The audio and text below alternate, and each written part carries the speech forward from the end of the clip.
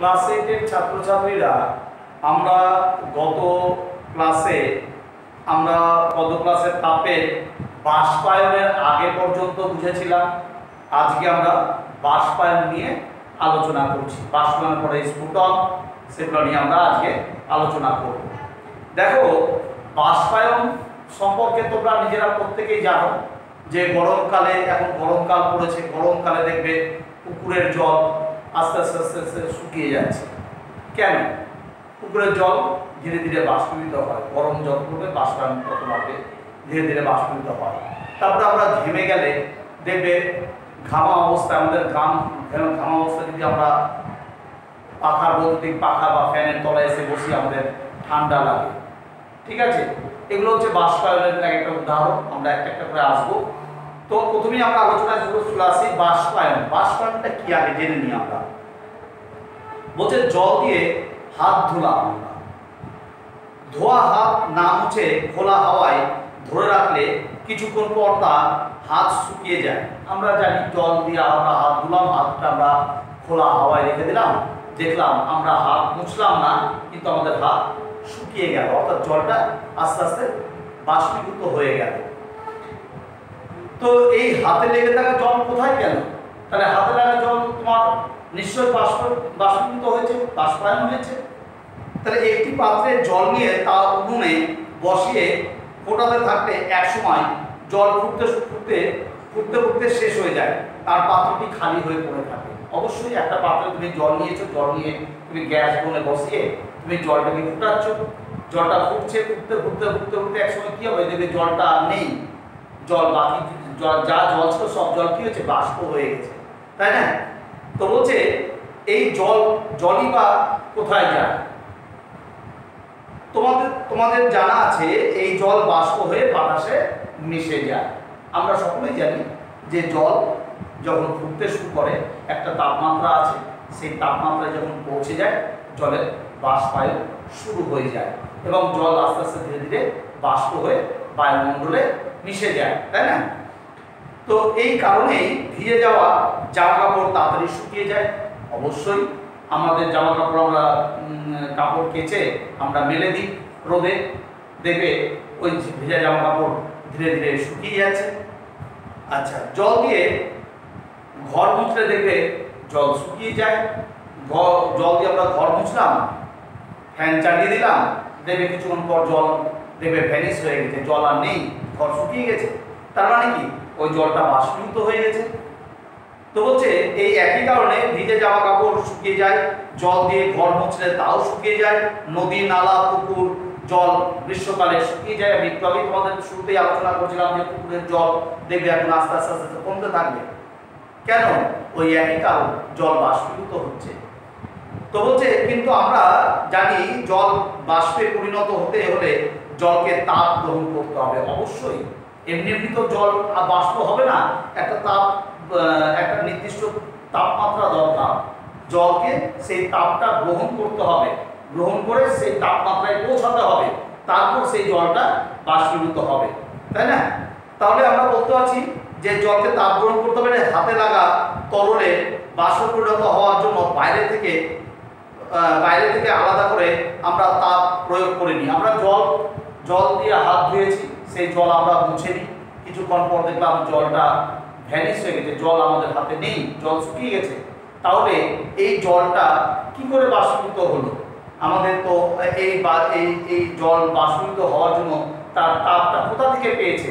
বাইরে থেকে নিশ্চয়ই দেয়নি। তাহলে কোথা থেকে নিয়েছে? আমাদের দেহ থেকে নিয়েছে।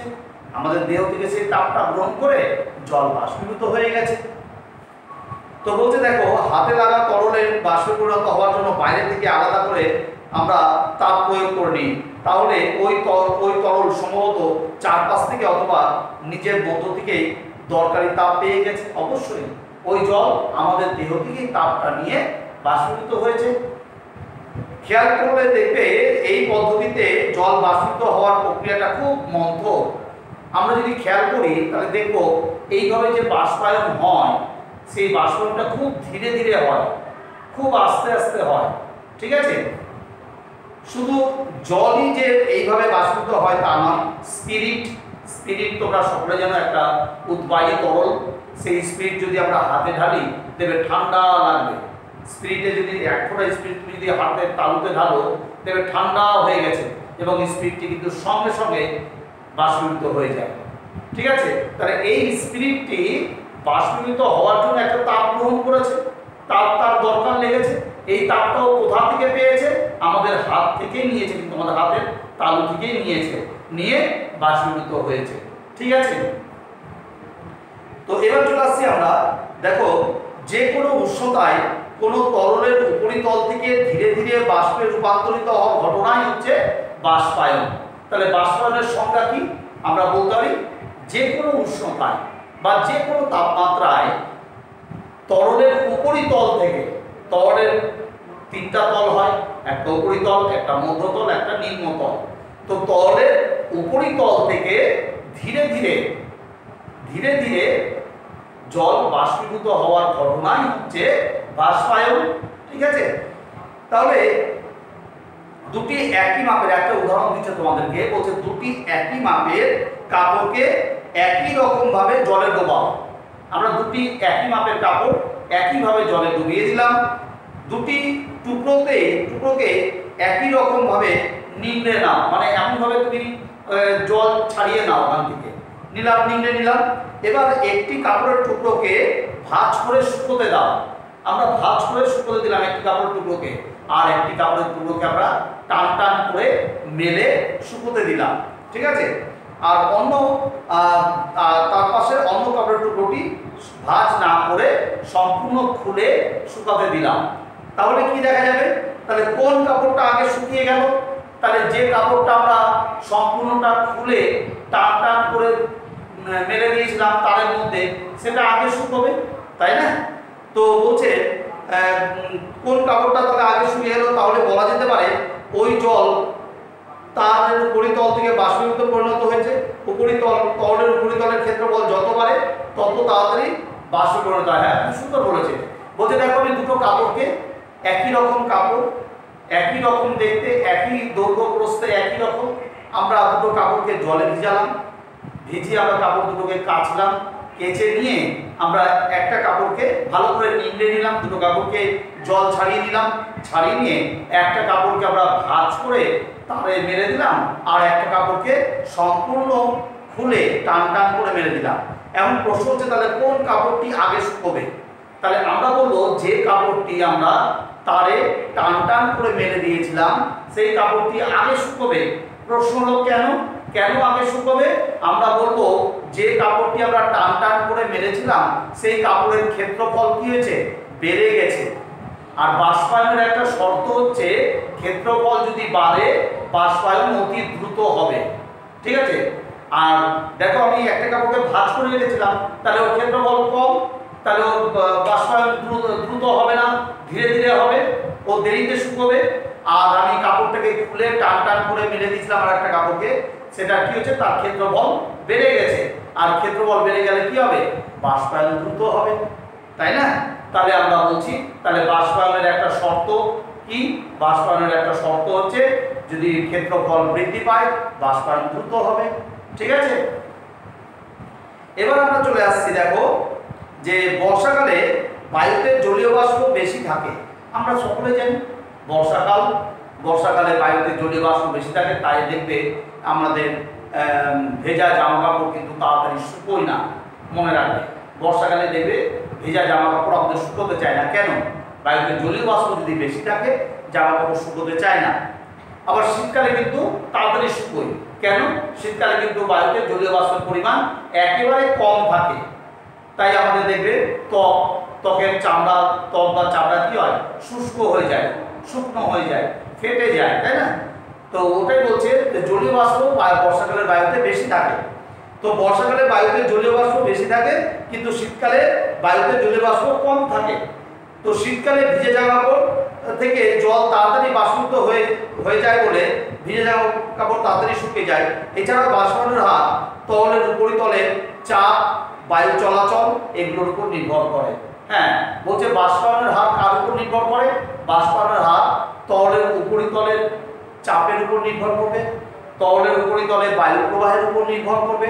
তরলের উপরিতলে যদি বায়ু প্রবাহ বেশি হয় তাহলে বাষ্পায়ন দ্রুত হবে। ঠিক আছে, তাহলে আমরা কি জানলাম বাষ্পায়ন সম্পর্কে? আমরা কি জানলাম একটা করে বলি আমরা। বলছে যদি তরলের উপরিতলের ক্ষেত্রফল বৃদ্ধি পায়, তরলের উপরিতলের ক্ষেত্রফল তুমি ধরে নাও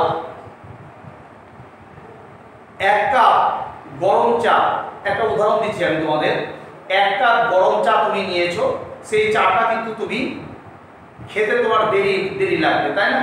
তুমি ধীরে ধীরে, গরম চা তুমি একবারে খেতে পারবে না, খুব ধীরে ধীরে খেতে হবে।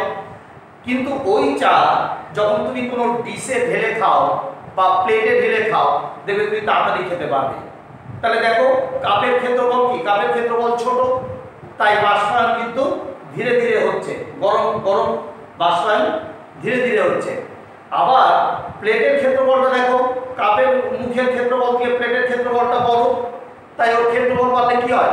বাষ্পায়নের হারটা বেড়ে যায়, ফলে তুমি কিন্তু প্লেটে ঢেলে চাটি তাড়াতাড়ি খেতে পারবে, তাই না? তাহলে আমরা জানতে পারছি তাহলে বাষ্পায়নের একটা শর্ত হচ্ছে যে তরলের উপরিতলের ক্ষেত্রফল যদি বেড়ে যায় বাষ্পায়ন দ্রুত হবে। ঠিক আছে। নাম্বার 2, বাষ্পায়ন হওয়ার জন্য কোনো বিশেষ উষ্ণতা অর্জনের প্রয়োজন হয় না। বাষ্পায়ন হওয়ার জন্য কোনো বিশেষ ধরনের উষ্ণতার দরকার হয় না। তরলের উষ্ণতা বৃদ্ধি বেশি হলেই বাষ্পায়ন দ্রুত হবে, অর্থাৎ তরলের উষ্ণতা যদি বেড়ে যায় বাষ্পায়ন দ্রুত হবে। আর কি বলছে? তরলের উপর বায়ু চলাচলের ব্যবস্থা থাকলে বাষ্পায়ন দ্রুত হয়। হ্যাঁ, আমি একটু আগে তোমাদের আলোচনা করছিলাম, তুমি ধরো নাও কোনো পাত্রে জল গরম করছো, সেখানে যদি দেখা যাচ্ছে বায়ু প্রবাহ হচ্ছে, বাষ্পায়ন হচ্ছে, বায়ু প্রবাহ হচ্ছে, তাহলে দেখবে বাষ্পায়ন দ্রুত হবে।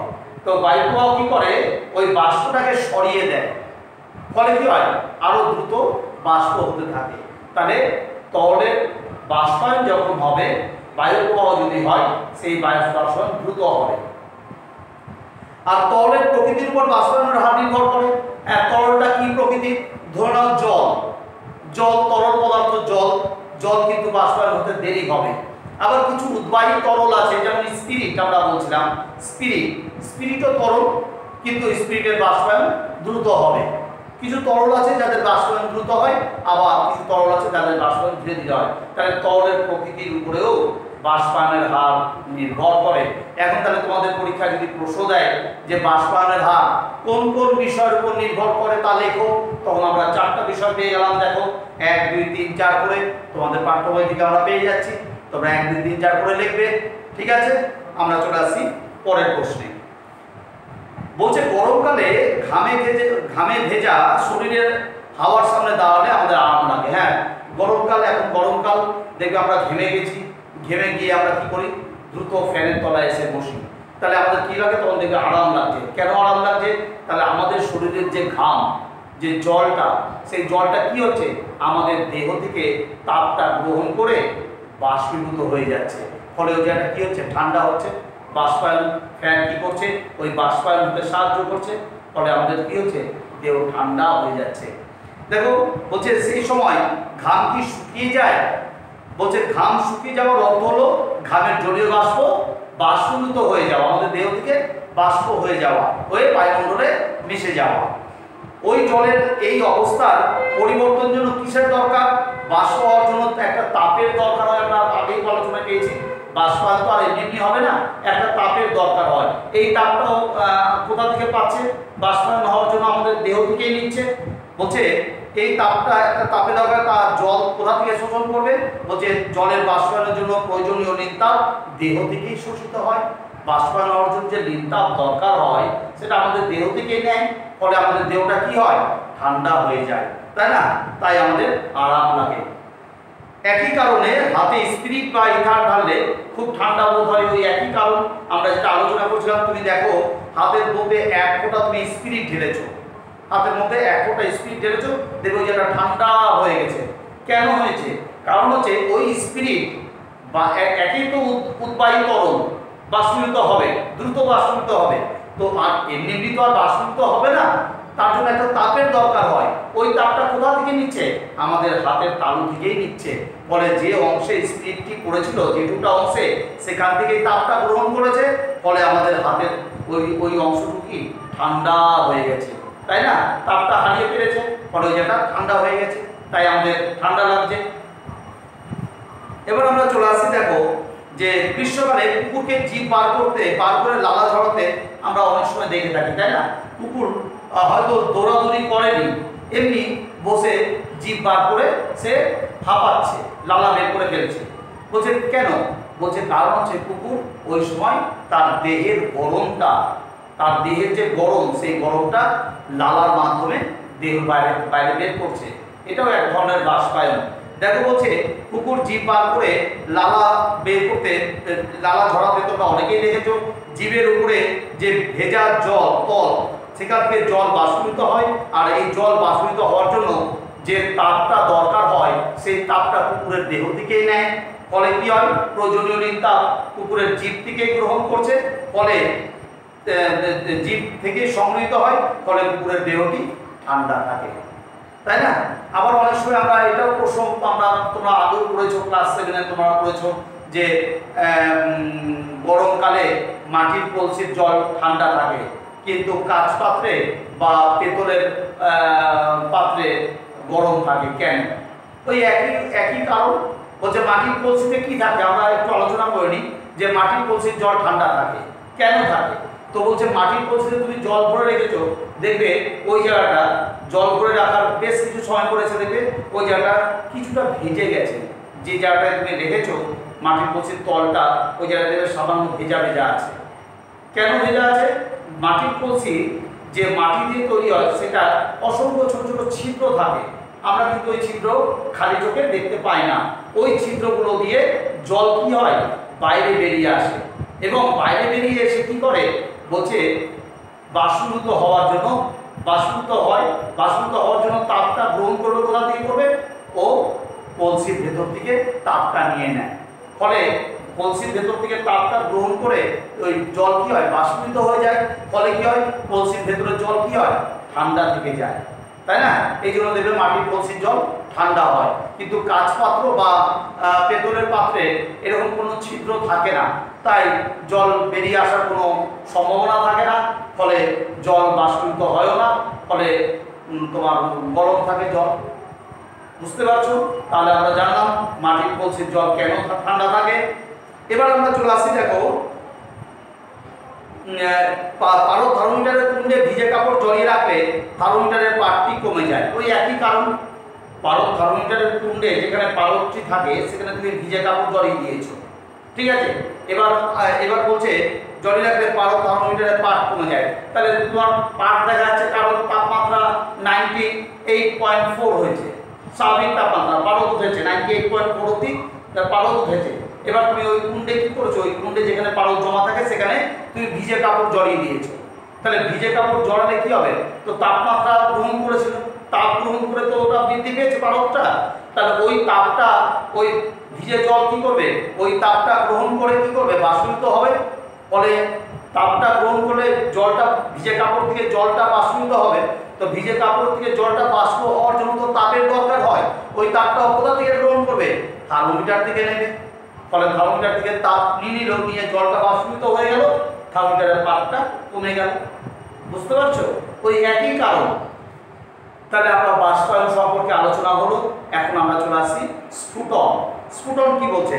বলছে তোমাদের প্রতিদিনের অভিজ্ঞতা থেকে তোমরা জানো যে একটি পাত্রে জল নিয়ে তা যদি জ্বলন্ত উনুনের উপর রাখো তাহলে জল ফুটতে শুরু করবে, তোমরা সকলেই জানো।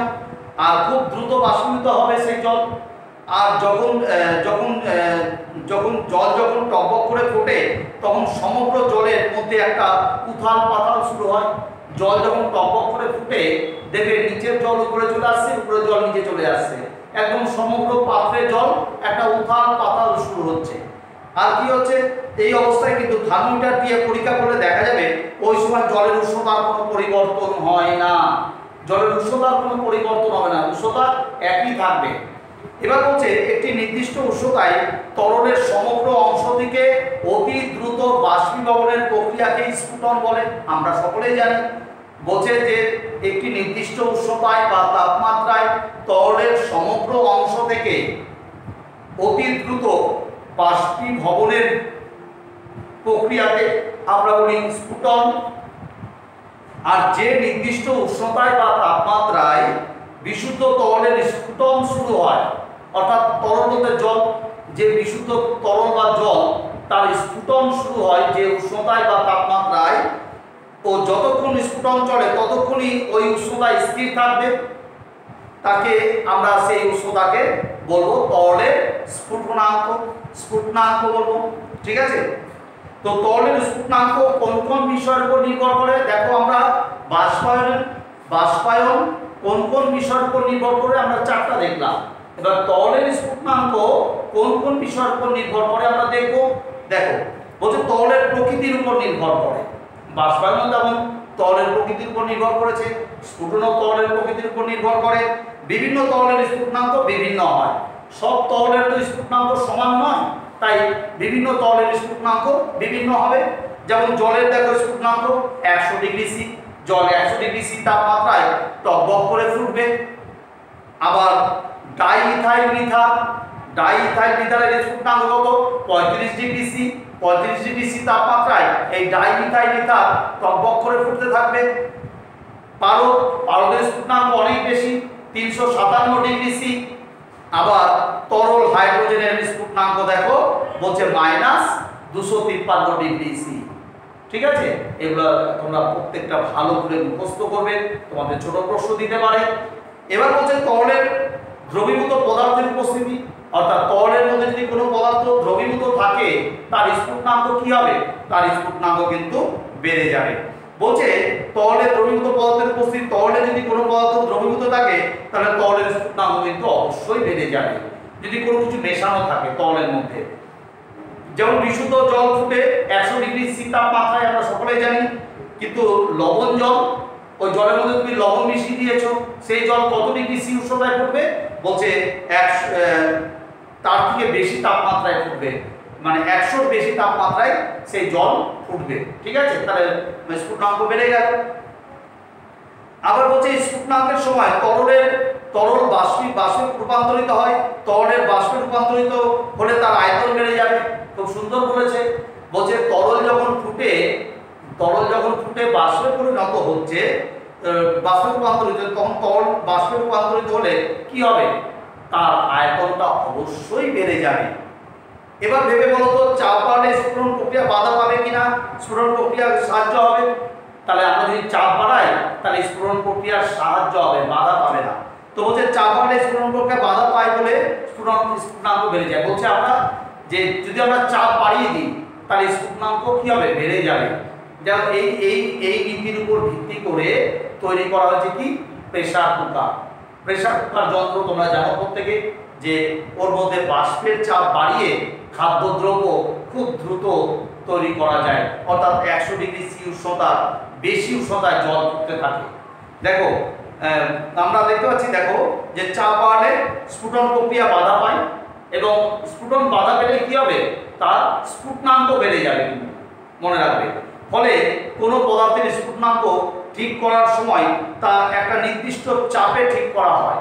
কোনো পদার্থের আমরা স্ফুটনাঙ্ক ঠিক করব, যে পদার্থের স্ফুটনাঙ্ক কত, তাহলে তার চাপটা আমাদের উল্লেখ করতে হবে। কিন্তু যেমন প্রমাণ বায়ুমণ্ডলীয় চাপে জলের স্ফুটনাঙ্ক 100 ডিগ্রি সি। প্রমাণ বায়ুমণ্ডলীয় চাপ কত? আমরা জানি প্রমাণ বায়ুমণ্ডলীয় চাপ হচ্ছে 76 সেমি পারদের চাপ, তাই না? 76 সেমি পারদের চাপে জল 100 ডিগ্রি সি উষ্ণতায় ফুটতে শুরু করে, এটা আমরা সকলেই জানি। এবার বলছে রান্না করার সময় পাত্রের মুখ ঢাকনা দিয়ে ঢেকে রান্না করলে খাদ্যদ্রব্য দ্রুত সেদ্ধ হয়। হ্যাঁ, তুমি কোনো খাদ্যদ্রব্য তৈরি করছো, তুমি সেই খাদ্যদ্রব্য তৈরি করার জন্য যা যা লাগে সব দিয়ে তার ঢাকনা চাপা দিয়ে দিলে, দেখবে খুব তাড়াতাড়ি তোমার রান্না হয়ে গেছে। বলছে কেন? কারণ হচ্ছে তার মধ্যে বাষ্প, স্ফুটনের ফলে বাষ্প হচ্ছে, সেই বাষ্প তো আর বেরাতে পারছে না, বাষ্প আটকে আছে। আর বাষ্প কি করছে? তার স্ফুটনাঙ্ককে বাধা দিচ্ছে, স্ফুটন প্রক্রিয়াকে বাধা দিচ্ছে। আর স্ফুটন প্রক্রিয়া বাধা পেলে কি হবে? স্ফুটনাঙ্ক বেড়ে যাবে, অর্থাৎ দ্রুত তোমার খাদ্যদ্রব্য সেদ্ধ হবে। সেটাই বলছে তোমাকে। বলছে পাত্রের মধ্যে যত বাষ্প জমা হতে থাকে জলীয় বাষ্পের চাপ তত বাড়তে থাকবে, এবং জলীয় বাষ্পের চাপ বাড়লে কি হবে? স্ফুটনাঙ্ক বেড়ে যাবে। আর স্ফুটনাঙ্ক বেড়ে গেলে তোমার খাদ্যদ্রব্য দ্রুত সেদ্ধ হবে।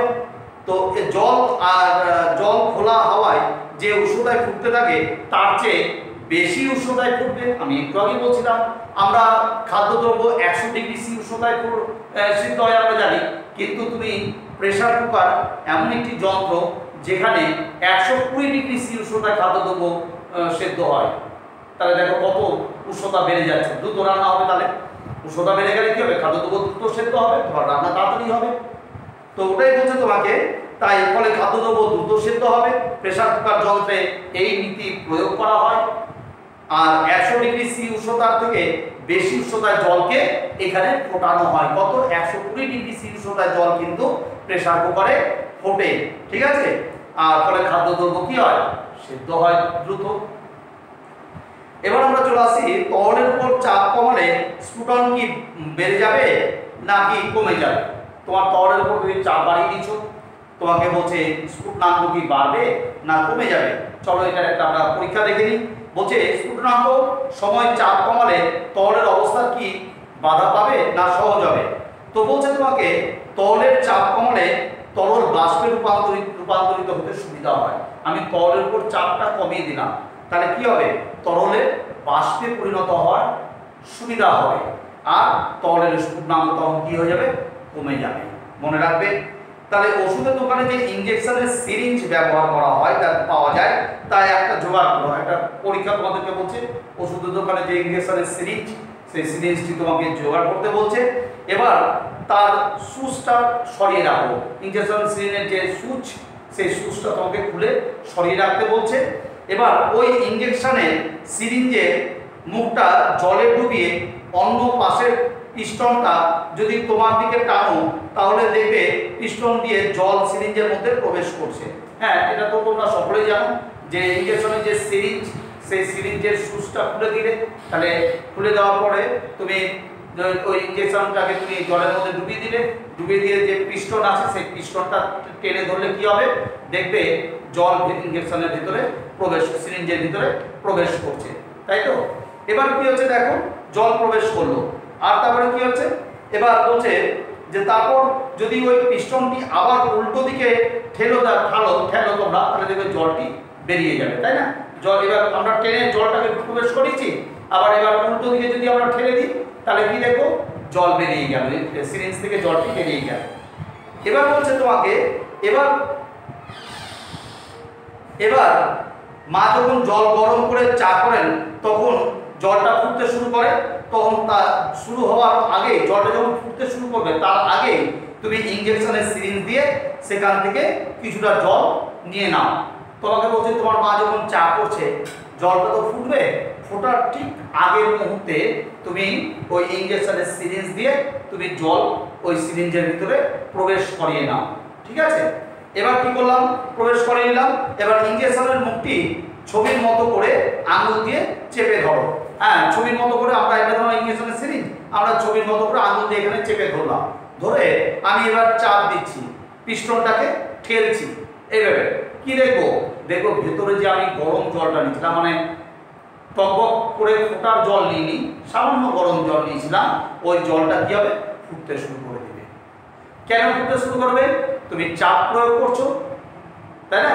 তো দেখো কি বলছেন, বলছে যে এবার তুমি ছবির মতো করে আঙুল দিয়ে বন্ধ করে দাও, ইনজেকশনের সিরিঞ্জটির পিছন দিকে টেনে দেখো তো জল ফুটতে শুরু করলো কিনা।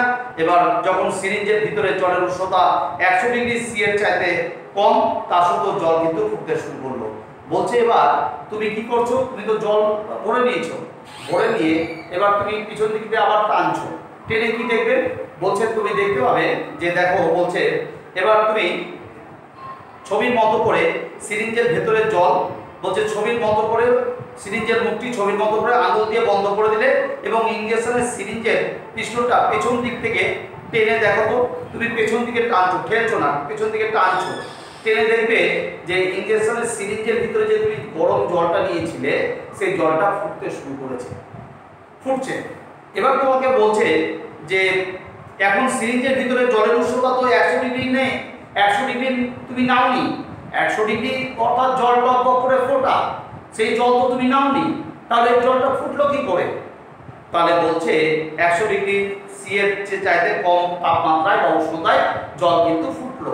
তা সত্ত্বেও এই জল ফুটতে শুরু করলো কেন? কি কারণে জলটা তোমার ফুটলো? তুমি তো 100 ডিগ্রি উষ্ণতার জল নাওনি। তাহলে বলছে সিরিঞ্জের সূচালো মুখ আঙুল দিয়ে আটকে পিস্টন ধরে টানার সময় সিরিঞ্জের ভেতরের বাষ্প প্রসারিত হয়েছে। তুমি যখন আঙুল দিয়ে মুখটি ঢেকে রেখেছিলে এবং পিস্টনটি তোমার দিকে এইভাবে টানছো, ফলে কি হচ্ছে, তোর মধ্যে যে বাষ্পটা ছিল, গরম জলে তো সামান্য হলো বাষ্প থাকবে, সেই বাষ্পটা প্রসারিত হয়ে গেল, তুমি তার জায়গাটা বেশি পেয়ে গেল। তুমি এবার পিস্টনটা টেনে দিচ্ছ, তার মানে জায়গাটাও বেশি পেলো, বাষ্পটা প্রসারিত হওয়ার জায়গা পেল। ঠিক আছে, এবার কি বলছে দেখো, বাষ্পটি আয়তনে বেড়ে গেল, বাষ্প প্রসারিত হলো, তার আয়তন বেড়ে গেল, চাপ কমে গেল। তাহলে আয়তন বেড়ে গেলে কি হবে? জল ফুটতে শুরু করবে। ফলে কম চাপে স্ফুটনাঙ্ক কমে যাওয়ায় একটি সুন্দর উদাহরণ হলো সিলিন্ডারে জল ফুটতে শুরু করা। অর্থাৎ তার আয়তন বেড়ে গেল, চাপ, তোমার এখানে আয়তন বেড়ে গেল, চাপ কমে গেল, ফলে কম উষ্ণতায় জল ফুটতে শুরু করে দিল। তাহলে তোমাকে যদি পরীক্ষায় প্রশ্ন করে যে 100 ডিগ্রির কম তাপমাত্রায় জল ফোটা কি সম্ভব? আমরা জানি 100 ডিগ্রি সি উষ্ণতায় জল ফোটে, আমরা প্রত্যেকেই জানি। 100 ডিগ্রি সি তাপমাত্রায় প্রমাণ বায়ুমণ্ডলীয় চাপে অর্থাৎ 76 সেন্টিমিটার পারদস্তম্ভের চাপে 100 ডিগ্রি সি উষ্ণতায় জল ফোটে, এটা আমরা সকলেই জানি। কিন্তু তোমাকে যদি বলে যে 100 ডিগ্রি সি উষ্ণতার কম তাপমাত্রায় বা উষ্ণতায় জল কি ফোটানো সম্ভব? আমরা বলবো হ্যাঁ সম্ভব। তার উদাহরণ কি? এই ইনজেকশনের সিরিঞ্জ। বুঝতে পেরেছো আশা করি। ঠিক আছে, তাহলে চাপ কমে গেল, বাষ্পের আয়তন বেড়ে গেল, ফলে জল কম উষ্ণতায় ফুটতে শুরু করলো। এবার বলছে উষ্ণতা স্থির রেখে স্ফুটনাঙ্কেও কোনো তরলের একক ভরকে বাষ্পীভূত করার জন্য যে তাপের প্রয়োজন, সেই তাপকে ওই তরলের লিনতাপ বলে। তো স্টিমের লিনতাপ, স্টিম বলতে বাষ্প, স্টিমের লিনতাপ বা বাষ্পের লিনতাপ 537 ক্যালোরি প্রতি গ্রাম, তাই তো? এর অর্থ কি? স্টিমের লিনতাপ বা বাষ্পের লিনতাপ 537 ক্যালোরি প্রতি গ্রাম। এর অর্থ কি? এর অর্থ হলো যে 100 ডিগ্রি প্রমাণ বায়ুমণ্ডলীয় চাপে, চাপটা উল্লেখ করতে হবে, প্রমাণ বায়ুমণ্ডলীয় চাপে 100 ডিগ্রি সি উষ্ণতায় 1 গ্রাম জলকে ওই 100 ডিগ্রি সি উষ্ণতায় 1 গ্রাম বাষ্পে পরিণত করতে আমার তাপ কত লাগবে? 537 ক্যালোরি। আমি আবার একটু লিখছি, দেখো, আমাদের বলবে স্টিমে বা বাষ্পের লিনতাপ, তোমরা দেখো বাষ্পের লিনতাপ 537 ক্যালোরি প্রতি গ্রাম। এর অর্থ কি? এর অর্থ কি? তখন আমরা বলবো যে প্রমাণ বায়ুমণ্ডলীয় চাপে, প্রমাণ বায়ুমণ্ডলীয় চাপে 100 ডিগ্রি সি উষ্ণতায় 100 ডিগ্রি সি উষ্ণতায় 1 গ্রাম জলকে 1 গ্রাম জলকে 100 ডিগ্রি সি উষ্ণতায় 1 গ্রাম বাষ্পে পরিণত হতে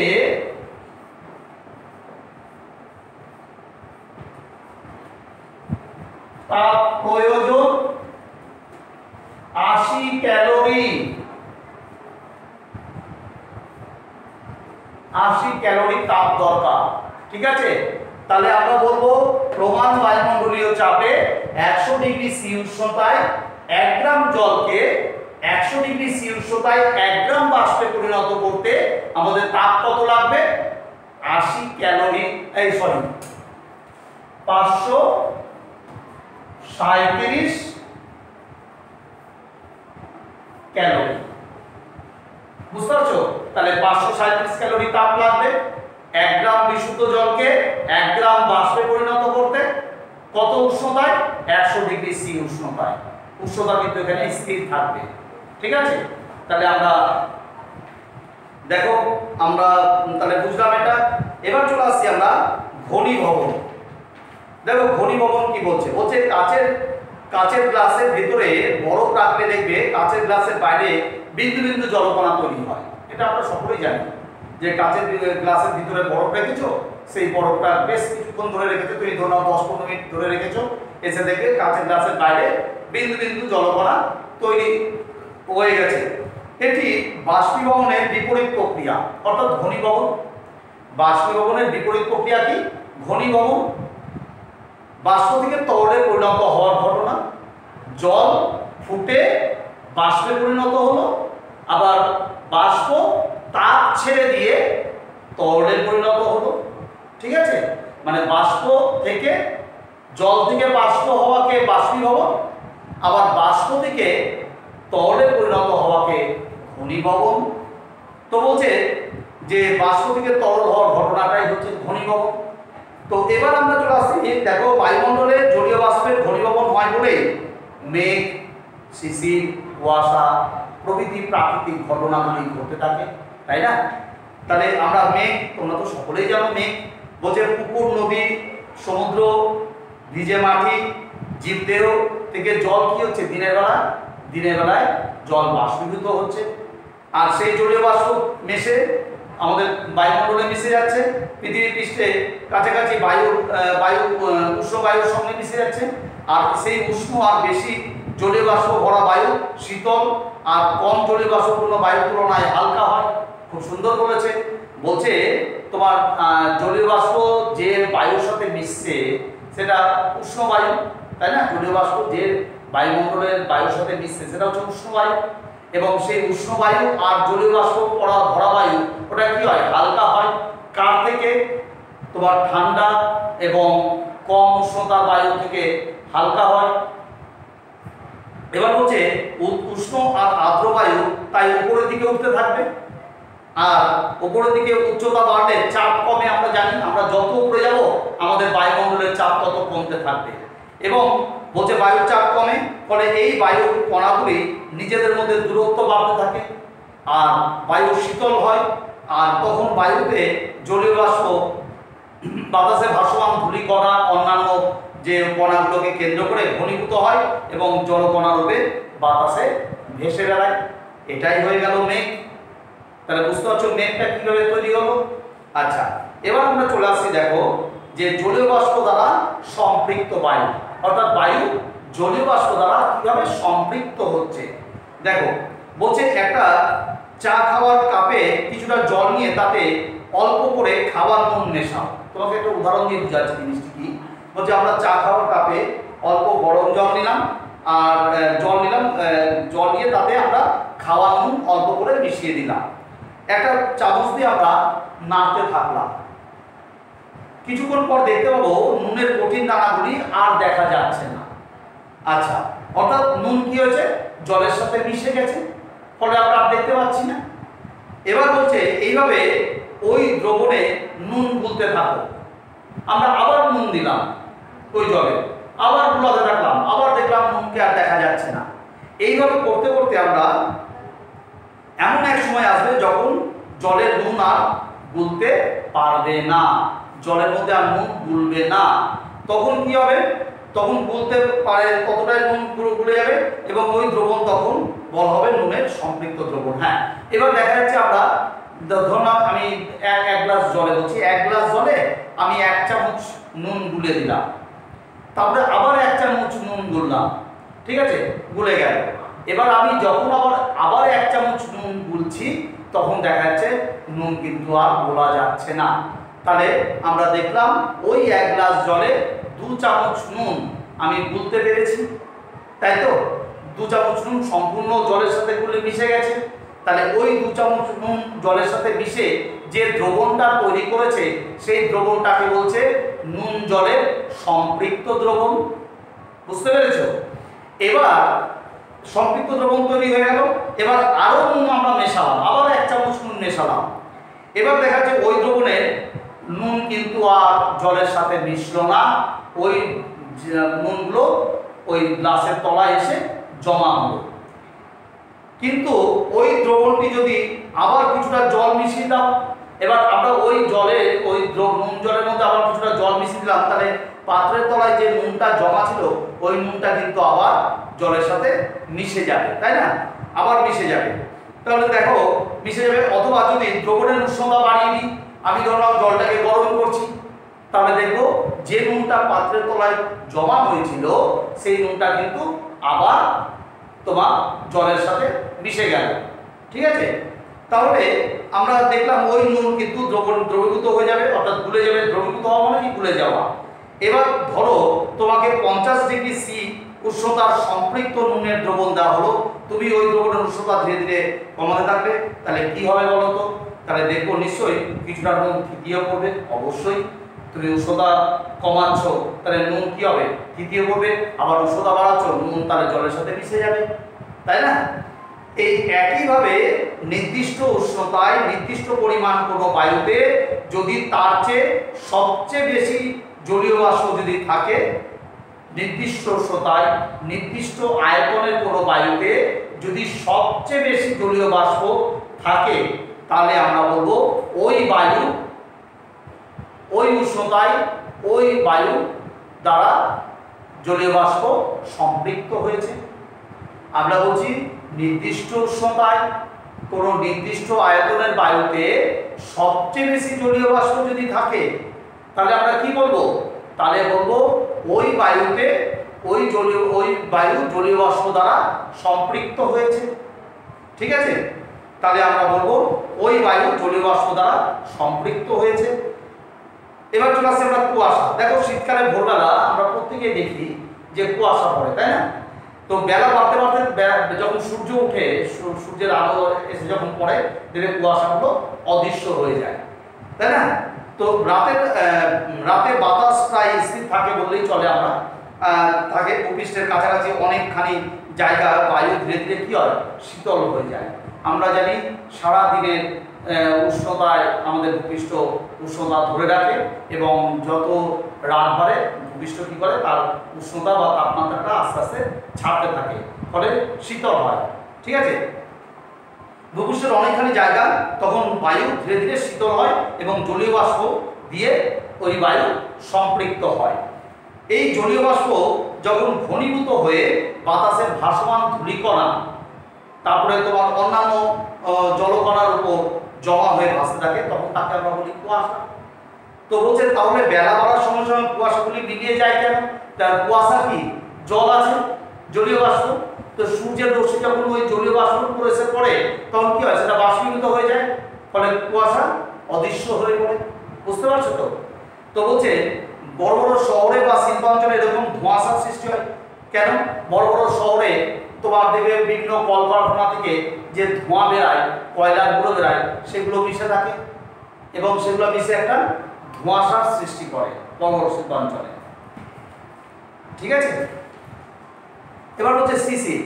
দেখো শিশির বলছে শীতকালে ভোরবেলায় ঘুম থেকে উঠে গাছের পাতা বা ঘাসের ডগায় শিশির জমতে তোমরা দেখো, তাই না? আর সন্ধ্যাবেলায় শিশির অথচ পড়ে না, ভোরবেলায় পড়ে। খুব সুন্দর একটা প্রশ্ন যে সন্ধ্যাবেলায় শিশির পড়ে না কেন, ভোরবেলায় বা পড়ে কেন? দেখো সন্ধ্যাবেলায় একটাই কারণ, সন্ধ্যাবেলায় কিন্তু ভূপৃষ্ঠ সেই তাপটা ছাড়তে পারে না, তাপটা ছেড়ে শীতল হতে পারে না। আমাদের ভূপৃষ্ঠ তাপ ছেড়ে শীতল হতে হবে এবং ওখানকার বায়ুতে জলীয় বাষ্প দ্বারা বায়ু সম্পৃক্ত হতে হবে, তবেই তোমার শিশির পড়বে। তো সন্ধ্যাবেলায় কি হয়? সন্ধ্যাবেলা ভূপৃষ্ঠ তাপটা ছেড়ে শীতল হতে পারে না, ফলে ওইখানকার বায়ু জলীয় বাষ্প দ্বারা সম্পৃক্ত হতে পারে না, তাই সন্ধ্যাবেলা পড়ে না। আর ভোরবেলায় কি হয়? রাত যত বাড়ে ভূপৃষ্ঠ ততই তাপ ছাড়তে থাকে এবং ভূপৃষ্ঠ কি হয়? তাপ ছেড়ে শীতল হয়ে পড়ে এবং ওখানকার বায়ু কি হয়? জলীয় বাষ্প, ওখানকার বায়ুতে যে জলীয় বাষ্প আছে সেই জলীয় বাষ্প বায়ু দ্বারা সম্পৃক্ত হয়, সম্পৃক্ত হয়ে কি হয়? তোমার শিশির তৈরি হয়। তো সেটাই বলছে তোমার দেখো, তাই অথচ ভোরের দিকে শিশির পড়ে এই কারণ। আর দিনের বেলায় সূর্যের তাপে ভূপৃষ্ঠের পাশাপাশি বস্তুগুলো উত্তপ্ত হয়, দিনের বেলায় সূর্যের তাপে আমাদের ভূপৃষ্ঠ উত্তপ্ত থাকে এবং ফলে বস্তু সংলগ্ন বায়ুস্তর উত্তপ্ত হয়, ফলে সূর্যাস্তের পর ভূপৃষ্ঠ তাপ বর্জন করে ঠান্ডা হতে শুরু করে, সন্ধ্যার পর শুরু করে, এবং তখন ভূপৃষ্ঠ সংলগ্ন বায়ুস্তর ধীরে ধীরে ঠান্ডা হতে থাকে। কিন্তু উষ্ণতা যত কমতে থাকে এক সময় ভূপৃষ্ঠ সংলগ্ন জলীয় বাষ্প দিয়ে বায়ু সম্পৃক্ত করে, মানে ভূপৃষ্ঠ ঠান্ডা হতে হতে হতে হতে এমন এক সময় হয় যে ভোরের দিকে টাইমটা হয়, তখন কি হয়, ভূপৃষ্ঠ বায়ু দ্বারা সম্পৃক্ত হয়ে যায়, জলীয় বাষ্প দ্বারা সম্পৃক্ত হয় ভূপৃষ্ঠ। তখন তোমাকে কি হয়, তখন বলছে উষ্ণতা কমতে থাকবে, ভূপৃষ্ঠ সংলগ্ন জলীয় বাষ্প দ্বারা বায়ু কি হয়, ভূপৃষ্ঠ সংলগ্ন জলীয় বাষ্প দ্বারা বায়ু সম্পৃক্ত হয়ে পড়ে।